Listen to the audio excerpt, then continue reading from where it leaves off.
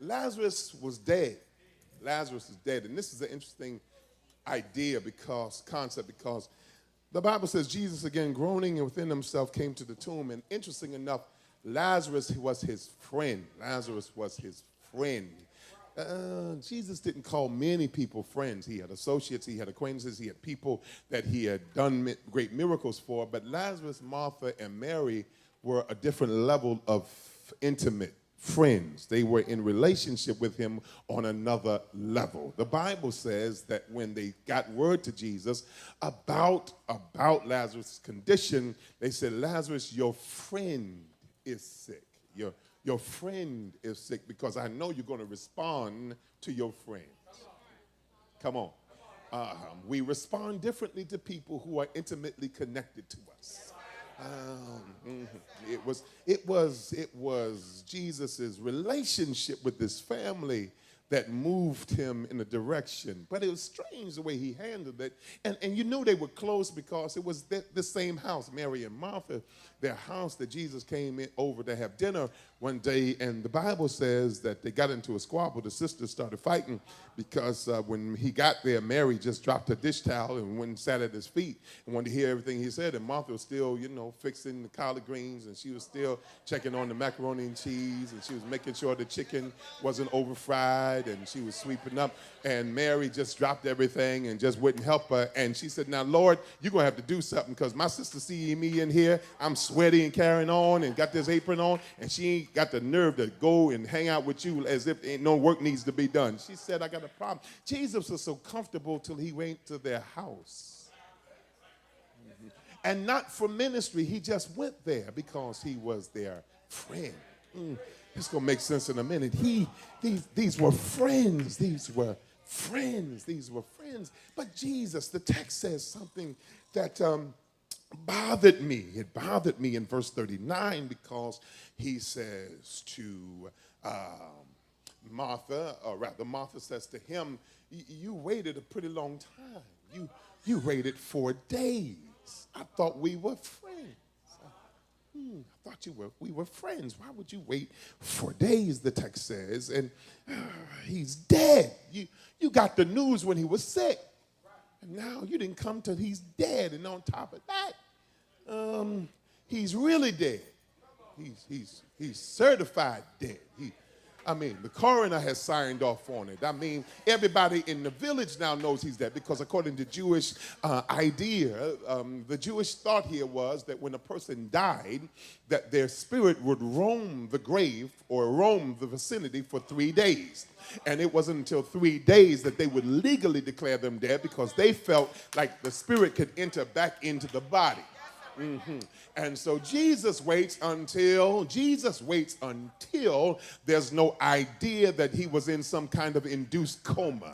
He waits 4 days. And decomposition process has now started. I'll talk about that in a minute. But the decomposition process has started. Jesus waits until Lazarus is dead. I wonder sometimes, why does Jesus wait until situations kill me? Maybe you've never been there. I wait. I wonder sometimes, why does he wait until everybody thinks it's over for me? And even I think it's over for me. Maybe y'all ain't never been there, but just keep on living. Have you ever wondered, why in the world would he wait that long? And I get sick and tired of folks talking about he may not come when you want him, but he's always on time. And it seemed like when he comes, I'm dying here. Why couldn't you have come when I shed the first tear? Why?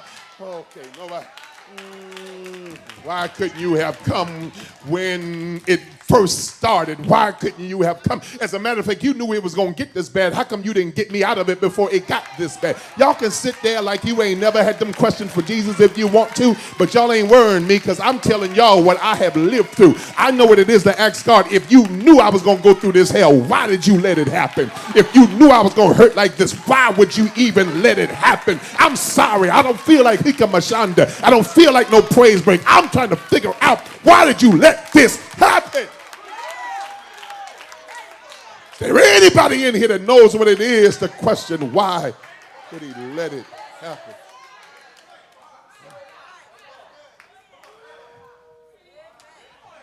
And the answer is in verse 40. Martha, didn't I tell you that this was for the glory? I can't reveal glory until you're at your end. As long as you got an ace in the hole, you can't see the glory. As long as you got somebody that can hook you up, you'll never see the glory. As long as you got a saving somewhere, y'all don't want to talk about this. As long as you got somebody that can give you a loan, you ain't gonna see it. Oh God. As long as the doctor's saying if you do this for 14 days, things are gonna turn around, that ain't the glory. But it is when you think it's over. It is when you've been turned down for the mortgage. Lord, nobody wants to talk with me today. It is when you've got a pink slip. It is when you have no job. See, he reveals his glory when you don't have no ends. You have nothing to depend on. Maybe I'm not talking to the right people. Maybe I'm in the wrong church. Maybe I'll try this somewhere else. But is there anybody in here that knows what it is to be in a place where if God don't do it, it ain't going to be done? If God don't fix this, it ain't going to be fixed. Turn to your neighbor and tell him, I know exactly what that feels like. If God don't change us, it ain't going to be no change. If God don't straighten us out, it ain't going to be no straightening. If God don't heal us, it ain't going to be healed. If God don't fix it, it ain't going to be fixed. Do I have a witness in here that knows what it is that needs God?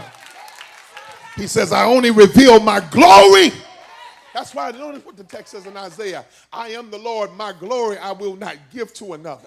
Because I want to make sure that when you come out of this, you won't be talking about giving on to God, giving on to the pastor and to the church mama and to the elder and the minister. I want to thank the Lord for this sister who went out of her way to bless me. God will put you in a situation where you don't have time for none of that in your testimony. You will stand up and say, to God be the glory for the things he has done. I'm sorry, you break all the protocol rules of church. You break all the, in the old church we had to testify. Y'all don't know what I'm talking about. And we said first giving honor to God, who was the head of my life, and then the pastor and all his wife and everybody else and all the elders and all the ministers, saints and friends and all, deacons, missionaries. They talk about everybody. But God will put you in a situation where you can't give no credit to nobody.